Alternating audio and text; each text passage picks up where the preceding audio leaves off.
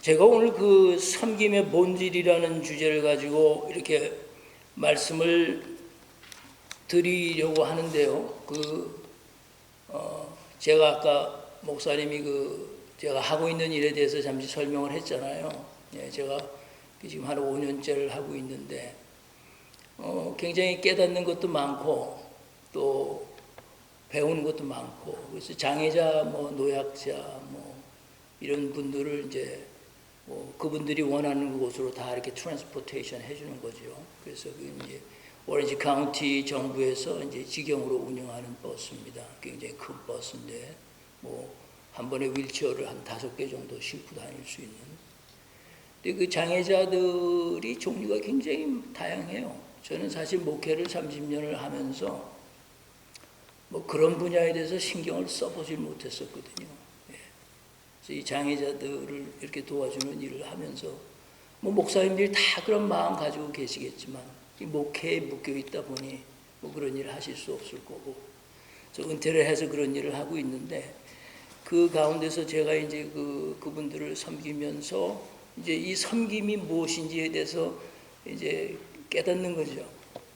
그러면서 하나님 앞에 회개를 많이 했어요. 강단에서 이 섬김에 대해서 많이 가르쳤지만 실질적인 현장에서의 섬김은 가르침하고 다르더라고요.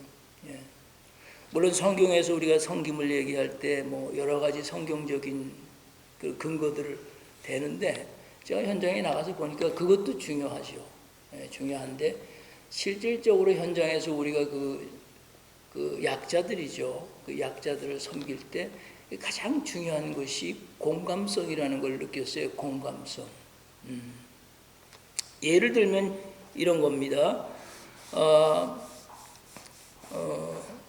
어떤 사람이 그 할머니가 굉장히 노쇠하신 할머니예요. 90살 정도 되신 분인데, 그분이 이제 워커를 이제 오잖아. 이렇게 밀고 오는데 빨리 걷질 못한다고요. 잘 걸어야 한 걸음에 한 5인치 정도 걸까? 잘해야 한 그 정도 그냥 이렇게 걸고 온단 말이에요. 근데 우리는 스케줄이 있는 사람들이잖아요. 집 앞에서 나와가지고 버스까지 우리 버스는 이렇게 정거장으로 가는 그런 큰 대형 버스보다는 작지만 정거장을 다니는 게 아니라 집집마다 갑니다. 골목 집 앞까지 가는 거, 아니면 도로까지 가서 다 장님들 모셔다 끌고 나와야 되니까. 그럼 집 앞에서 그 버스까지 오고 그러는데 5인치씩 걸어가지고 어느 세월에 그 버스 문 앞까지 오겠어요. 그러면 자칫 잘못하면 내 마음 속에 있는 게, 아유 할머니 좀 빨리 좀 걸으세요. 난 늦겠어요. 이렇게 말한다는 자체가 이게 인격적으로 굉장히 모욕적인 얘기가 될 수가 있어요. 그분은 그렇게밖에 걸을 수 없는 형편이잖아요. 근데 거기에 대한 우리가 공감성이 없다 보니까 그런 말이 나오는 거거든요. 근데 내가 공감이라는 게 뭐냐 하면 그분의 상태 속으로 내가 들어가야 된다는 거예요. 그래서 나도 그분처럼 정신 상태가, 육체가 그분 상태에서 그분을 이해해야지만 가능하다는 얘기예요. 근데 우리가 대체적으로 이 섬김을 얘기할 때 교회에서도 마찬가지지만 그 정도까지는 못 가잖아요. 예를 들면 구역 공부하자. 예? 구역 공부하자. 우리 7시에 모이는 거야. 오케이. 다 어그리 했어요. 근데 한두 사람이 7시에 안 나타난 거야. 늦게 왔어요. 근데 우리가 공감성이 없으면 어떤 얘기가 나오냐면, 아이고 7시까지 오려는데 왜 7시까지 안 오는 겁니까? 그건 완전히 내 상태에서 얘기를 하는 거죠. 그 사람에 대한 공감성은 전혀 없는 거예요. 그러면 우리가 그걸 얘기하기 전에 저 사람이 왜 늦었을까? 그죠? 혹시 가정에 무슨 일이 생기지 않았을까? 혹시 오다가 트래픽이 너무 생겨가지고 시간은 맞춰왔는데 늦게 오지 않았을까? 그걸 먼저 생각하는 거죠. 그러니까 그 사람의 그 늦게 오게 된 그 공감성 안으로 들어가서 그걸 먼저 생각을 하고 그 사람을 이해하고 받아들이기 시작하면 섬김이라는 것은 굉장히 가치가 높아질 수밖에 없는 거죠. 그래서 이런 것을 경험하면서 저는 상당히 많은 것을 깨닫게 됐어요. 우리 장애자 중에는 지적 장애자들이 있어요. 뭐 신드롬도 있고 뭐 여러 자폐증 아이들도 있고 보통 이 정신적 장애를 가지고 있는 사람들은 보면 뭐 나이가 아주 뭐 할아버지 할머니 되세요. 평생을 그렇게 사신 분들입니다. 그럼 버스에 타면은 이제 What is your name? 이런다고요. Oh, my name is Samuel. 한 1분 가다가 What is your name? 그러거든요. 예. 그러면 또 My name is Samuel 그래요. 또 조금 가다 또 물어보거든요. 똑같은 질문을 계속해서 반복해서 물어봐요. 왜? 정신적 장애가 있으니까. 근데 세 번째쯤 물어올 때쯤 되면 내 상태에서는 어떻게 되겠어요? 짜증이 나죠. 짜증이 난다고. 그럼 거기서 How many times did I tell you? Don't you remember my name? I already told you 3 times. 이렇게 얘기하면 그 사람 인격 유린을 당하는 거예요. 왜냐? 그 사람의 그 지적 장애는 그거밖에 안 되는데 우리가 그걸 이해하지 못하면 우리 선에서 우리의 정상적인 선에서 그거를 받아들이기가 어렵겠지만 그 공감성 상태에 들어갈 때는 10번을 물어보면 어떻게 대답을 해야 되겠죠? 10번을 똑같이 정중하게 그렇게 얘기를 해야 되는 거죠. 그걸 교육받고 실질적으로 그걸 경험하면서 섬김이 무엇냐? 여지껏 내가 살아오면서 그렇게 외쳐댔던 섬김에는 상당한 문제점이 있었구나. 그래서 섬김의 가장 중요한 것은 그 섬김의 대상이 되는 사람에 대한 공감성, 그것이 절대적으로 필요하다. 그래서 요즘에는 제가 뭐 이런저런 교회 다니면서 이런 말씀을 부탁을 받을 때 그런 얘기들 좀 많이 합니다. 오늘 제가 이 본문을 통해서 살펴보려는 것은 그 섬김의 본질에 관한 것입니다. 여기 보니까 한 중풍병자에 관한 얘기가 있어요. 근데 그 중풍병자를 예수님께 데리고 나가는 데까지의 장애물들이 있었지 않습니까? 근데 그런 것들을 어떻게 이 섬김이라는 관점에서 그들이 그 문제를 해결하면서 주님 앞에까지 나가는지에 대해서 아주 간단하게 제가 요점만 정리해서 말씀을 마치려고 합니다. 이 갈릴리 지역의 이 가버나움이라는 동네는 굉장히 가난한 동네 아닙니까? 예수님의 사역의 중심 지역이었다고요. 그래서 특별히 이 마가복음에 보면 이 가버나움에서 상당히 많은 병자들을 치유했다는 기록이 있습니다.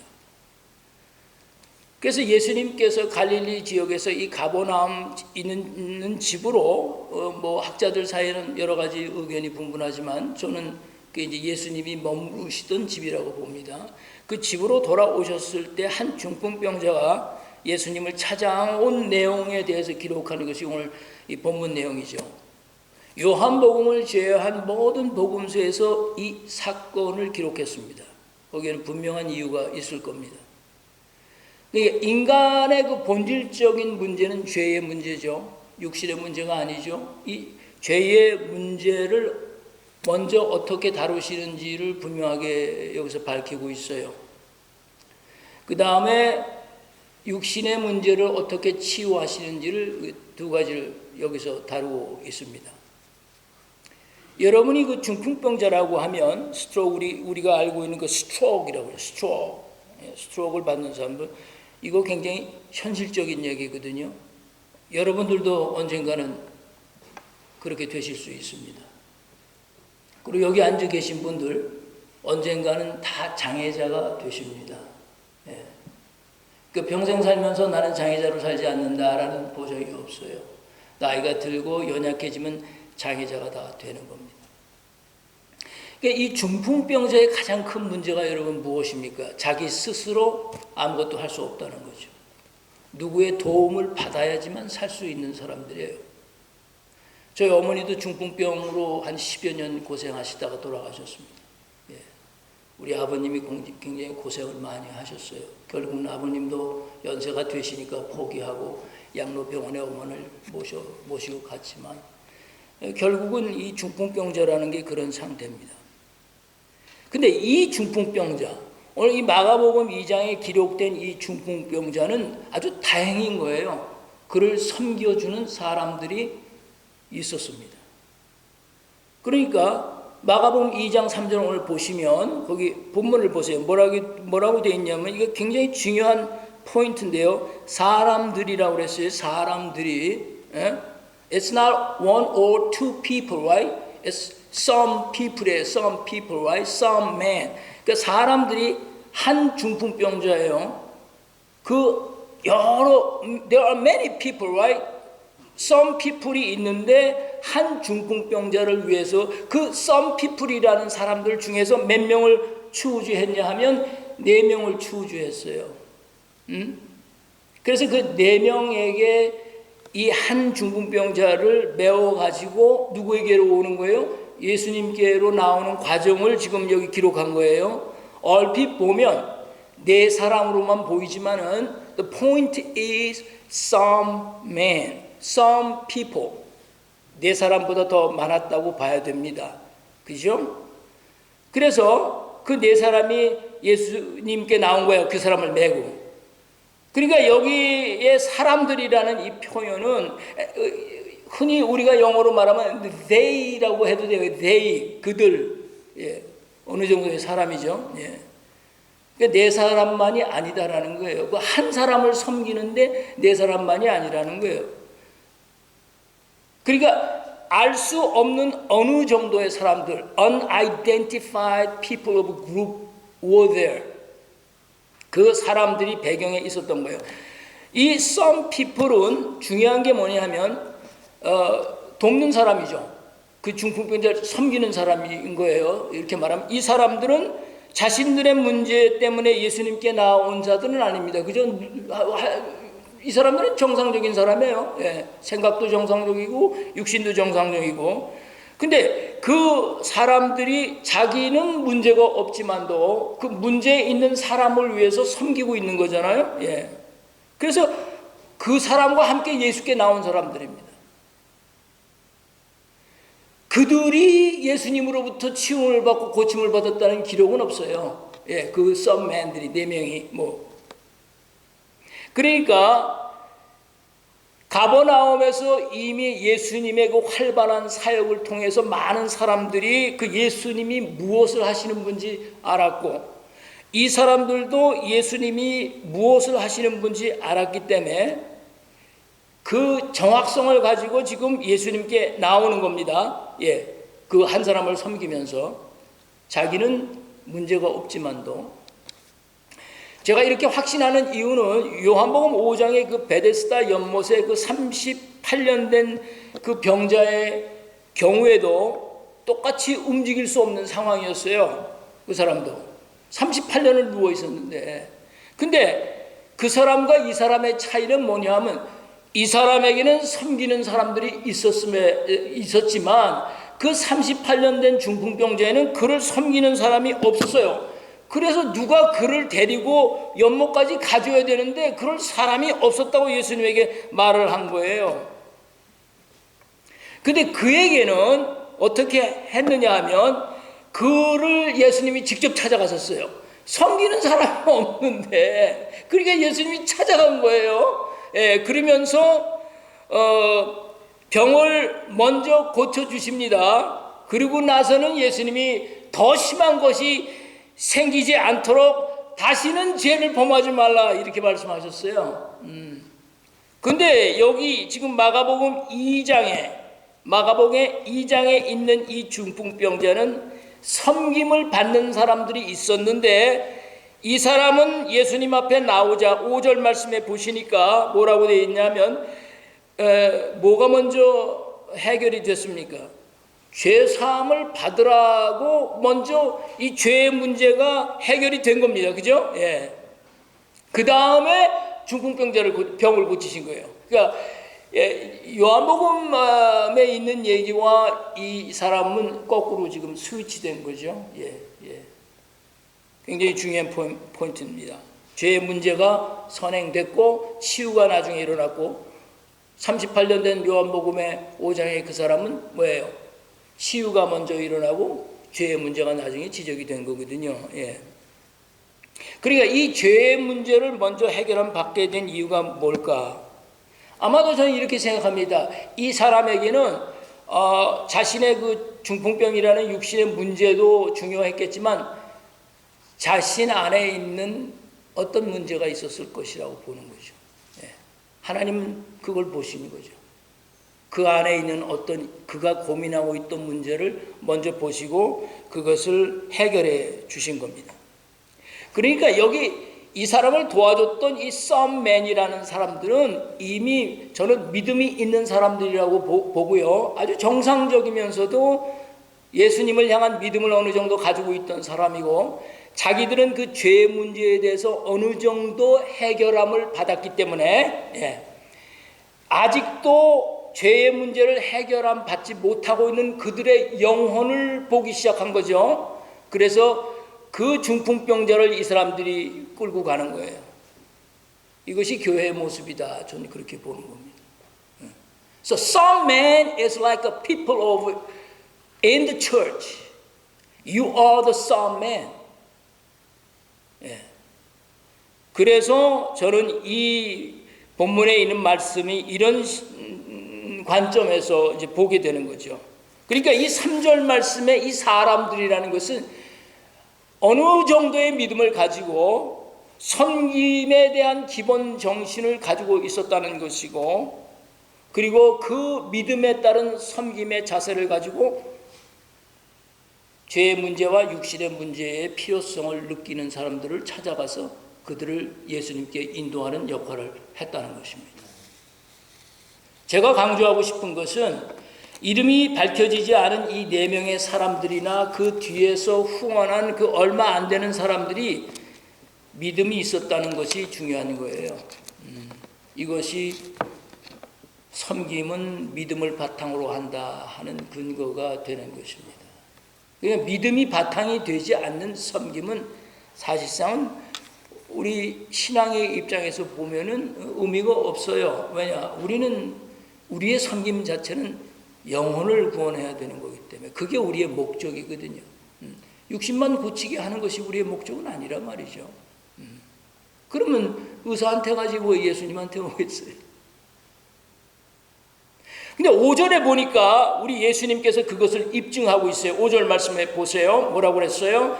그들의 무엇을 보셨다고 그랬어요? 믿음. 그러니까 그들이 누굽니까? Some men, 4 people and the 중풍병자 다 포함되는 거죠. 그 예수님을 향한 그 믿음들이 있었다는 거예요. 그러니까 예수님은 벌써 그걸 보신 거예요. 그들의 믿음, 중풍병자의 믿음뿐만이 아니고 4 men and some people.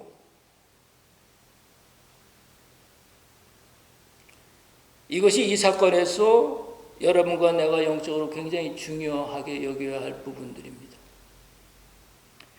그런데 이제 4절 말씀을 보시면 다른 사람들이 있었어요. 누굽니까? 무리들이라고 했어요. 4절 보시면 무리들. 영어 성경에는 some men이라고 안 그러고 crowds라고 했어요. crowd. 그러니까 이 crowd들도 예수님을 보기 위해 나왔어요. 그죠? 필요를 가지고 나왔어요. 근데 그들은 어떤 필요를 가지고 나왔을까? 자기들이 가지고 있는 어떤 신체적인 문제를 해결함 받기 위해서 그 예수님께서 기적을 행하신다는 그 소리를 듣고 그걸 본 사람들이 소문에 의해서 나도 그 예수님이 가지고 있는 치유의 능력을 한번 받아보고 싶다. This is what we call crowd. 무리들이에요. 이 사람들 무리들. 뭐 그 안에는 문제가 없어도 그냥 호기심으로 나온 무리 중에 있는 사람도 있어요. 어떻게 고치나 한번 보자. 그렇다면 내가 여러분에게 물어보고 싶은 건 이 3절 말씀의 이 사람들, 이 썸맨이라는 사람과 이 4절의 이 무리들, 이 크라우드의 차이가 도대체 뭐냐는 거죠. What's the difference between two people? 저는 이렇게 봅니다. 믿음으로 섬기는 사람들과 믿음 없이 그저 필요에 의해서 치유받기만을 원해서 찾아온 사람들의 차이라고 저는 결론을 짓습니다. 제 설교가 좀 우리 손 목사님 스타일 설교하고 달라가지고 좀 멘붕 상태는 아니신지 모르겠어요.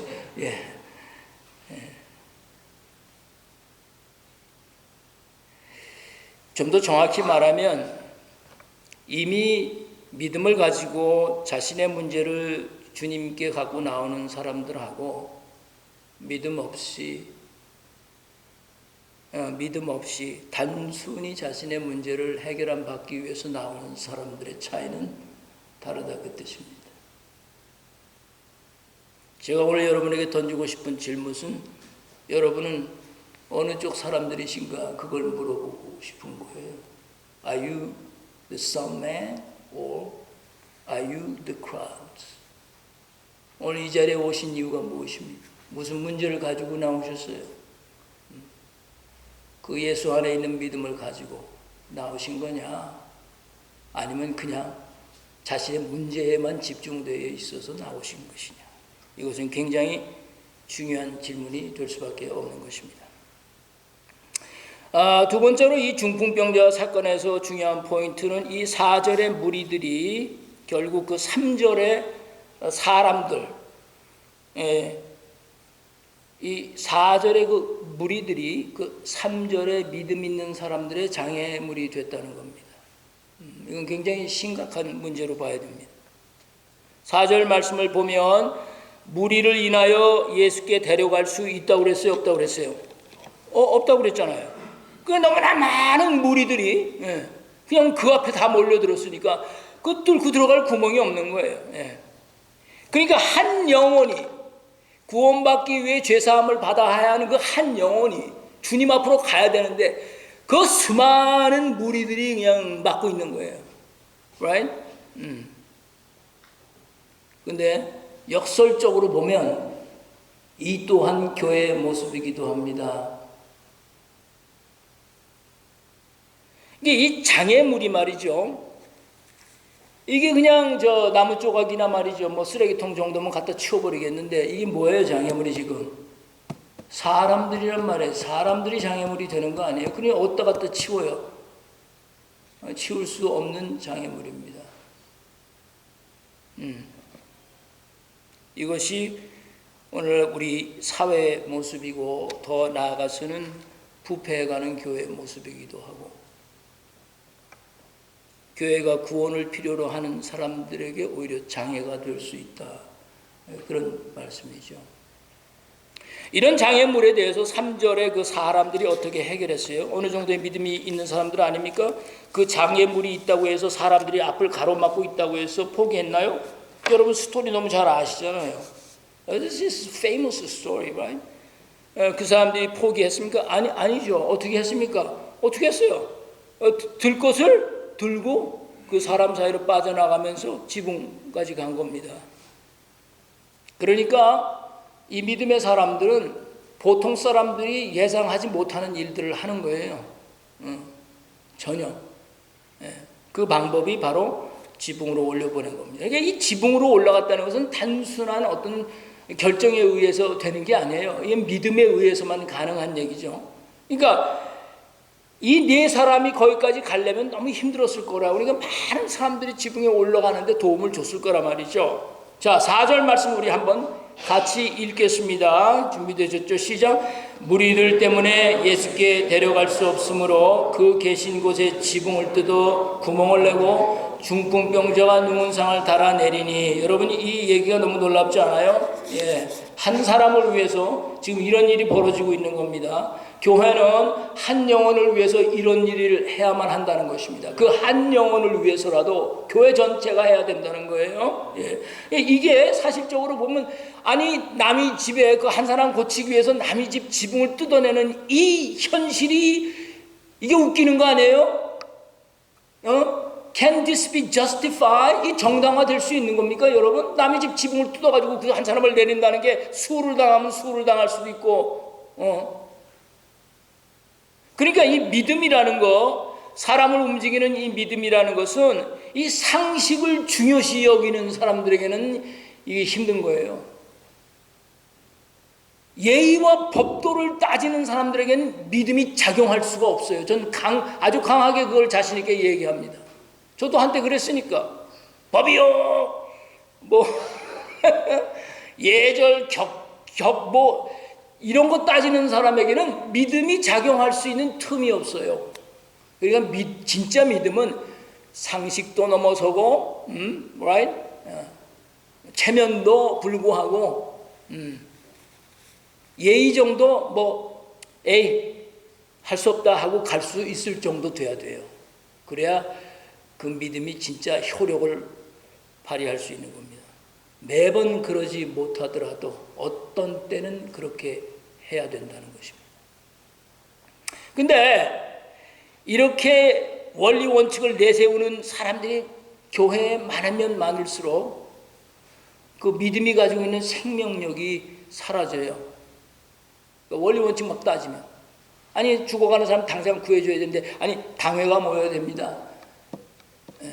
당회 허락받고 이거 해야 됩니다. 그죠? 그런 경우 굉장히 좀 많이 봤거든요. 답답해가지고 장로님들 설득해도 안 돼요. 이거 당회 결의가 있어야지 합니다. 그 장로님들 올 때까지 다 기다려야 돼요. 그 사람 죽어가는데. 그렇다면 이제 제가 결론적으로 들어가겠습니다. 도대체 그 some group, some man은 무엇 때문에 이런 상식을 넘어설 수 있었을까? 무엇 때문에 이런 예의와 예절도 잠시 무시하고 나갈 수 있었을까? 무엇 때문에 사람들이 비켜줄 때까지 그 예의를 갖추면서 기다릴 수 없었을까? 우리 정확한 상식으로 말하면 비켜주세요, 비켜주세요. 그래서 그들이 길을 비켜줄 때까지 참고 기다렸다 가지 못하고, 왜 이런 상식과 절차를 넘어서서 갈 수 있었을까? 여러분은 어떻게 생각하세요? 자, 중요한 말씀인데 여기 보면, 자, 무리들 때문에 예수께 데려갈 수 없으므로 뭐라 그랬죠? 계신 곳에 지붕을 뜯어 구멍을 내고 중풍병자가 누운 상을 달아 내렸다. 그러니까 그들이 이런 상식을 넘어설 수 있었던 그 믿음의 본체가 여기 나타나는 거예요. 누가 계신 곳? 그가 계신 곳. 누굽니까? 예수 그리스도죠. 그러니까 이 사람들이 그런 상식을 넘어설 수 있는 행동을 할 수 있었던 곳은 누가 거기 계셨기 때문에 그래요. 예수님이 거기 계셨기 때문에 그렇게 할 수 있었던 거예요. 만약에 if there was no Jesus, wouldn't do it. 예수님이 거기 계시지 않았으면 절대 하지 않아야 되는 겁니다. 그죠? 그때는 상식을 따져도 되고 예의를 따져도 되고 절차를 따져도 돼요. 그러나 because Jesus was there, 그 예수님이 계신 곳 바로 그 위에다 지붕을 뜯었어요. 뭐라고 영어에는 되어 있냐면 in the roof above Jesus라고 했어요. Right above, right there. 그 예수님이 계신 곳. 이것은 여러분과 저에게 매우 중요한 겁니다. 믿음이라는 거, 섬김이라는 거, 예수님이 계신 것처럼 생각하고 하는 거예요. 지금 여기 우리 예배 와서 드리잖아요. 믿음이 뭐냐? 지금 주님이 여기 계신 곳, 주님이 여기 계신 것처럼 믿고 생각하고 와서 예배를 드리는 겁니다. 여러분, 우리 밥 먹고 친교실에 나가잖아요. 그러면 그 친교실에 나가서 우리가 봉사하고 섬길 때 거기 누가 계시다고 생각을 해야 돼요? 주님이 거기 계시다. 주님이 그곳에 있기 때문에 내가 섬기는 거다, 이거죠. 사람만 있는 곳에서는 섬김이 효력을 낼 수가 없는 거예요. 비록 우리 눈에는 주님이 보이질 않아요. 주님이 없는 것 같아요, 때로는. 그죠? 그러나 우리의 믿음은 항상 그곳에 주님이 계시다고 생각을 하면서 하는 것이 믿음인 겁니다. 작은 곳에는 주님이 안 계신가요? 큰 곳에만 주님이 계실까요? 저는 그렇게 생각하지 않습니다. 작은 곳일수록 주님이 더 많이 찾아오시는 겁니다. 주님께서 5절에 어떤 평가를 내셨어요. 아까 말씀드렸지만 그들의 믿음을 보시고 When Jesus saw their faith, 그 지붕을 뜯어내고 있는 사람들 향해서 야, 이 자식들아, 너 지금 남의 집 지붕을 왜 뜯고 있어? 이렇게 말하시지 않았어요. 그거를 보고 그 비상식적인 행동을 보면서 믿음이라고 그러셨단 말이에요. 사회에서는 그걸 뭐라고 그러겠어요? 저 고소당할 일 아니에요. 그러니까 우리의 믿음이 때로는 항상 안 그러더라도 때로는 이렇게 상식도 또 절차도 넘어설 수 있을 정도의 교회가 되어야 된다. 그런 교회야말로 부흥을 주신다. 예의 따지고 절차 따지고 법 따지고 다 하다 보면 생명력을 잃어버리기 때문에 하나님은 없고 성령이 역사할 수 없고 그런 것이죠. 그러니까 제가 오늘 말씀드리는 것 중에 가장 중요한 것은 섬김은 실질적으로 현장에서 뭐가 제일 필요하다고요? 공감과 인내심이 필요하고 그 섬김의 궁극적인 목적은 한 영혼을 구원하기 위해서 모든 사람이 움직이는 We need some people. 그리고 섬김의 본질이 뭐냐? 예수 그리스도께서 그곳에 계신 것처럼 하는 것입니다. 누가복음 10장의 그 마리다와 마리아의 얘기 여러분 잘 아시죠? 마르다는 자신의 집에 찾아온 손님들을 열심히 섬겼어요. 동생 마리아는 도와주지도 않고 그냥 꼬장꼬장 부리면서 예수님 발 아래 가서 그냥 예수님 하시는 말씀만 쫙 듣고 있으니까 마리아가 화가 났죠. 그래서 예수님한테 가가지고 항의를 했어요. 아니 나만 이렇게 봉사하고 쟨 저기 앉아가지고 저 말씀 듣게 하는 그 이유가 뭡니까 예수님? 이거 공평하지가 않아요. 쟤도 좀 내보내세요. 그랬더니 예수님 뭐라 그랬잖아요. No, 놔둬라. 쟤는 쟤 할 일을 하는 거다. 그랬어요. 여러분 그게 무슨 뜻이에요? 마리아는 엄청난 일을 하고 있었어요. 당대에는 그 바리새인들이나 뭐 유대 회당에서 가리킬 때 여자들은 못 들어갔거든요. 근데 지금 예수님이 가리키는 그 발 아래 누가 들어간 거예요? 여자가 들어간 거예요. 이거는 개혁을 외치는 거 아닙니까? 마리아는 개혁하자는 거예요. 오케이, 예수님 앞에서는 그 과거의 모든 율법이 소용이 없다. 난 지금 그 예수님 앞에 그 율법을 무시하고 가서 그 자리에 앉은 여자입니다. 대단한 여자 아니에요? 마르다는 그게 안 보인 거죠. 예수님은 그 마리아의 그 마음을 보신 거예요. 그래서 가만두어라. 얘는 지금 엄청난 시대의 개혁을 하고 있는 여자다. 여러분 우리가 예수님의 생애를 보면 목적이 분명합니다. 그는 섬기시기 위해서 오셨고 성령으로 잉태하셔서 십자가에 달려주시고 다시 죽음으로 부활하셔서 승천하실 때까지 이 모든 과정이 그 섬김 안에 포함되는 것입니다. 섬김을 행하신 분이 아니고 섬김의 본질이십니다. 여러분과 내가 이미 예수 그리스도에 대한 믿음이 있어서 구원의 필요성은 전혀 느낄 수 없다 할지라도 섬김의 삶이 만약에 상실이 되었다면 오늘 우리는 이 마가복음 2장의 중풍병자의 사건을 통해서 다시 한번 섬김이 무엇인지를 되새겨 보아야 할 것입니다. 마지막으로 제가 우리 장인 어른 얘기를 하나 하고 마치겠습니다.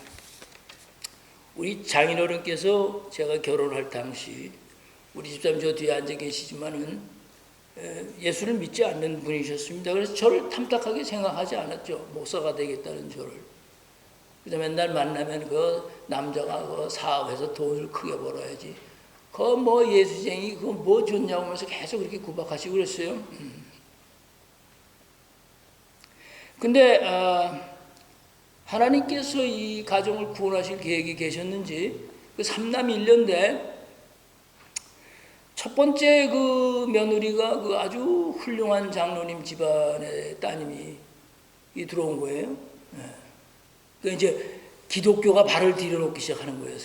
근데 두 번째 이제 며느리는 그 아주 믿음 좋은 권사님 가정에 딸이 이제 며느리로 들어온 거예요. 점점 지금 이제 세력이 확장되는 겁니다. 그 다음에 세 번째는 누구냐? 나거든요, 사위. 그러니까 누가 들어온 거예요? 목사가 들어오는 거예요, 이제는. 예, 뭐. 그러니까 이제 이 집안이 이제 좀 난리 나는 거죠. 이건 뭐 어쩌자고 이러는가. 근데 마지막 네 번째. 남성댁, 뭐 처남 댁. 뭐가 들어온 줄 아세요? 여자 목사가 들어왔어요. 예. 그러니까 이게 참 빼도 박지도 못할 상황이 된 거죠. 예, 어디 가서 말을 하더라도 우리 장인어른이 집안에 목사가 둘씩이나 있는데 어디 가서 무슨 행동을 자유롭게 하실 수 있겠어요? 참 불편해지기 시작하는 거죠. 예. 그것도 보통 목사들이에요. 이렇게 생긴 거하고 저렇게 생긴 거 둘이 있는데 예. 하나는 남자고 하나는 여자고 말이에요. 10년 정도 지난 다음에 제가 동부에서 목회를 하고 있었는데 왔어요. 근데 저한테 오더니 제 손을 다 쥐면서 나 교회 나가 그러시더라고요. 그때가 기억이 납니다. 돌아가셨습니다. 장인어른이 예수님 영접하고 그리스도인이 되었습니다. 그 과정에는 가족들이 아니었어요. 그 장인어른을 위해 매일 기도하면서 주일 아침마다 찾아와서 교회를 가자고 섬기셨던 한 장로님이 계셨습니다. 그리고 그 뒤에는 어느 한 교회가 있었어요. 그분의 그 정성 어린 섬김 때문에 우리 장로님이 감동받아 교회를 나오시기 시작한 겁니다. 주일마다 와서 30분을 기다려도 안 나오면 가시고 1시간을 기다려다 안 나오셔도 가시고 그 오랜 그 섬김의 모습을 보시고 그 감동이 됐어요. 그래서 그분 따라가셨다가 결국은 하나님께 낚아채이게 된 거죠. 나는 그 장로님의 얘기를 보면서 그 장로님이 섬김의 기본 정신과 그 섬김의 그 분명한 목적의식이 있었다고 봐요. 그게 없으면 불가능한 겁니다, 여러분. 그리고 그분이야말로 섬김의 본질을 가지고 계셨어요. 이 섬김의 본질이 뭘까요? 하나님이 우리 장인을 사랑하신다. 그러므로 나는 그를 꼭 예수님께 교회로 데리고 가야 한다. 이 섬김이 있었던 거죠. 나는 우리 이 평강교회 여러분들이 물론 교회가 좀 다른 교회에 비해서 작아도 가지실 거 다 가셨어요. 보니까. 예. 나 오늘 찬양하시는 장로님, 기도하시는 장로님, 우리 목사님, 이 교회 건물 뭐 가지실 거 다 가셨어요. 부러울 게 없어요. 예, 나같이 뭐 교회 없이 떠도는 사람들한테는 이거 여러분 긍지를 가지세요. 그런 믿음의 힘을 잃지 마세요. 우리 목사님은 능력이 있어요. 조금만 길이 열리고 이제 숨이 트이고 그 형통한 길이 보이면 하나님께서 좋은 축복들을 내려주실 줄 믿습니다. 섬길 수 있는 교회 되시고 한 명을 위해서라도 교회가 움직일 수 있는 섬김의 본질을 갖는 여러분 되시기를 주의 이름으로 축원드립니다. 기도하십시다.